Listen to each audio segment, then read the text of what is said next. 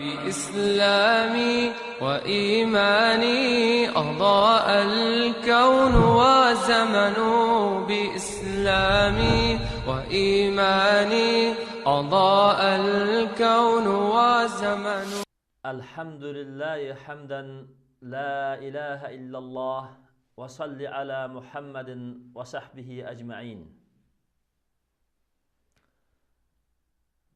Müslüman kıyırındaşlarımız, bulup mu Uygur Müslümanları, biz hazır devrinin en kıyın bulgan bir sınıqdın, Allah Taala'nın en muhim ve qattiq bir sınıqdın ötüvatımız. Dinsizler bizge itiqadi tarafdan, iqtisadi tarafdan, aziyatdan, intiqam alish tarafidan her xil aziyatlarni bermekte. Bizning en muhim ve en qattiq suydigan dini itiqadimizdan ibaret tarixdan tatip biz çın turib kelgan itiqadimizni Allah'a bo'lgan muhabbetimizni yo'qotishga, Payg'ambar alayhissalatu vassalamga bo'lgan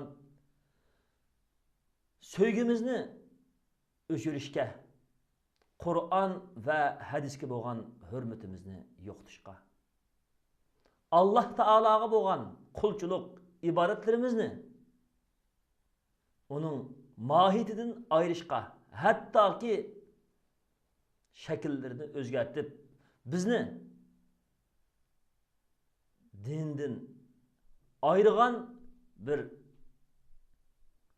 dinsizlik hayatqa özgertişke tirişmakta. Yani İslam dinimizni sosyalizm yoki komünizm diniga özgertişke tirişmakta qiyrindaşlarımız. Biz mana mushundaq qiyinchilikda turmakta. Nurg'un singillarimiz kesilib turumlarda yatmakta.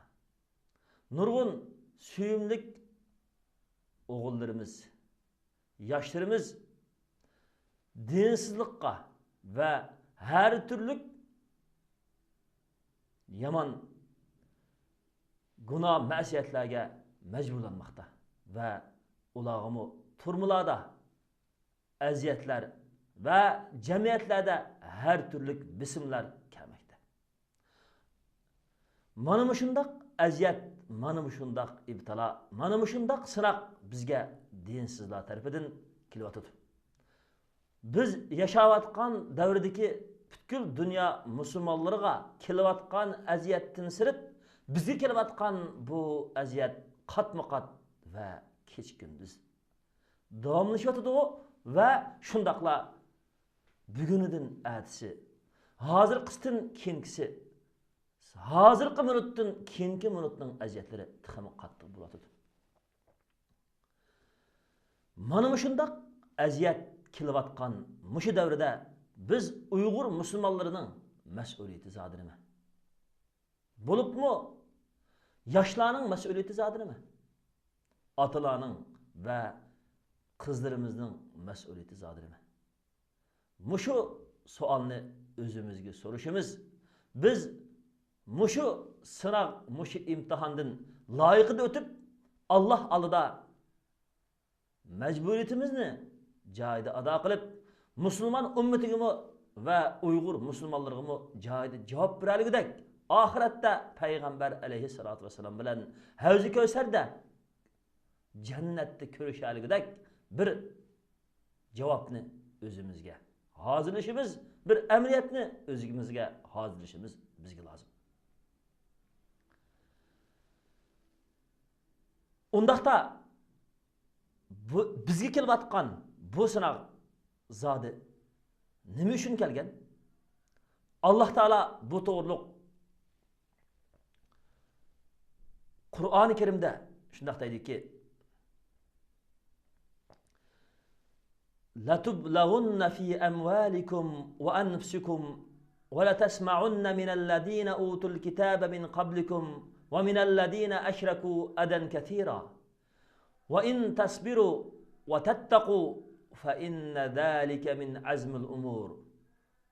Yani bu ayette bizge birinci kılıp şunu gösterdi ki, Allah Teala biz Müslümanlarını evvelen sınaydı.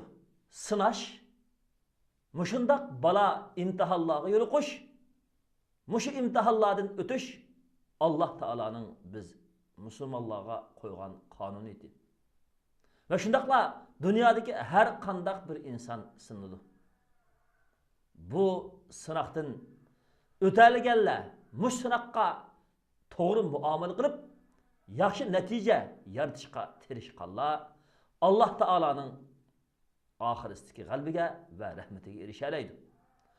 Bu ayətnin qısqası tunuşturuluşu və hukumi mənisi Allah birinci qılıb şundaq deydi ki, sizlər mallarınlarda sınırsızlar, yani ticaretde ziyan tatip, ya ki her türlü turmuş kesipleri ve ticaretlerimiz kıyılışıp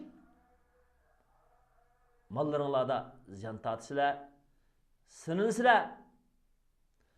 En mühimi hazırki biz Uygur Müslümanlarımızga okşaş, dinsizler mallarımızı müsaade kılış, ticaretlerimizni her xil turmuş ve kasb o'rinlarimizni cheklash, dinsiz Xitoy millatlarini o'rinlashtirish orqali va bizning iqtisodlarimizni cheklash va iqtisodi bor kishilarimizni so'lash, tutish, har turli zarb berish orqali mollarimizni, iqtisodimizni to'ngiltish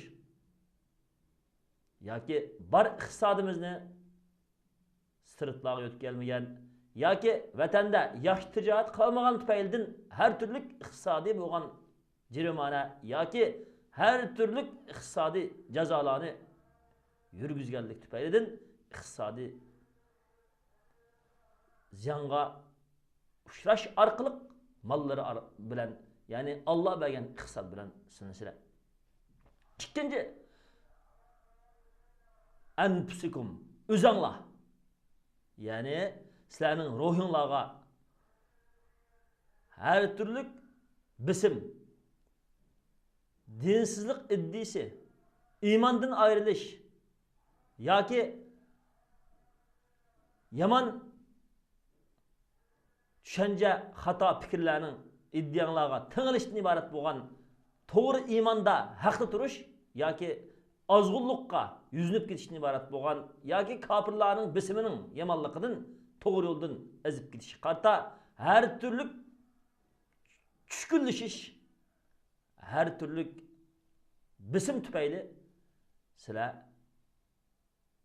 iymoninglar, fikringlar ruhiy tarafdan sınaq qo'shaysizlar. Mushraqda Allohni tanlagan, iymonni tanlagan, to'g'ri bo'lgan fikrini tanlaganlar natijaga erishishlar. Ammo xato fikri, xato iddia, kufri, dinsizlarga ma'qul deb ezib ketganlar, ularning bisimida dinda ching tura olmay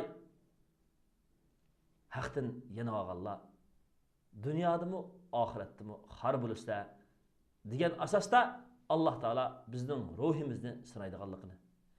Yana bir ma'nosi jalla nafsinglar sinaq qushlaydi. Yoki her türlü musibetlerde ölüp gidadigan ishlar bo'ladi. Ballardan, ota-onasidan, urug' tuqqanlardan, bir tuqqanlardan ayrilib qoladigan ish bo'ladi. Yoki dinsizlar kesim kesadigan, atadigan, solaydigan her türlü aziyatlar bilan turumlarda yetib qoladigan ish bo'ladi. Bo'libmi hozirgi davrda bir tuqqanlari, urug' tuqqanlari etilip ketmegen, yoki tutulup turumlar yatmagan Müslüman Uygur qarindoshlarimiz mı kalmadı, digudek bo'lib ketdi. Agar bizning zodi bir tuqqanlarımız, urug' tuqqanlarimizdan turmularda yatqanlar yoki kesib ketganlar bo'lmasimi har bir musulmon bizning diniy qarindishimiz, bizning uydagi urug' tuqqanimizdimi bak bizni o suydigan, o bizni suydigan, onu söygenlikimiz için cennet kirdigan biz bir mümin qarindosh. İnnemel mu'minune ihve. Rasulullah müminler dinde qarindoshdir. Bu qarindoshlik bu dunyoda mı ahirette mi asqiladigan haqiqiy qarindoshlik.